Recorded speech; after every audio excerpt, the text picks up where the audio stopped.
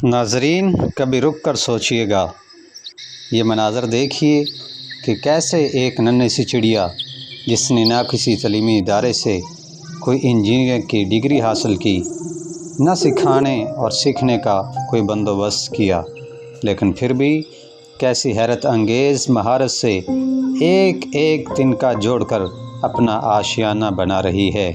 ہر روز صبح نکلتی ہے، نرم تنکے، چھال کے ٹکڑے، پتے، دھاگے جو بھی مل جاتا ہے اٹھا لاتی ہے، گھر میں لے آتی ہے، پھر اپنی محنت اور لگن سے ایسی ترتیب سے جوڑتی ہے کہ انجینئر بھی حیران رہ جاتے ہیں۔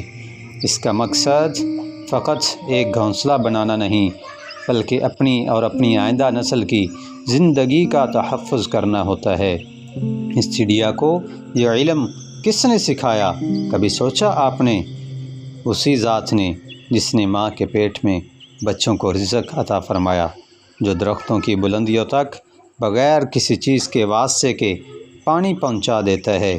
اس چڑیا کو دیکھ کر اقبال رحمۃ اللہ تعالی علیہ یاد آنے لگتے ہیں کہ کوئی قابل ہو تو ہم شانیں کئی دیتے ہیں، کوئی قابل ہو تو ہم شانیں کئی دیتے ہیں، ڈھونڈنے والوں کو دنیا بھی نہیں دیتے ہیں۔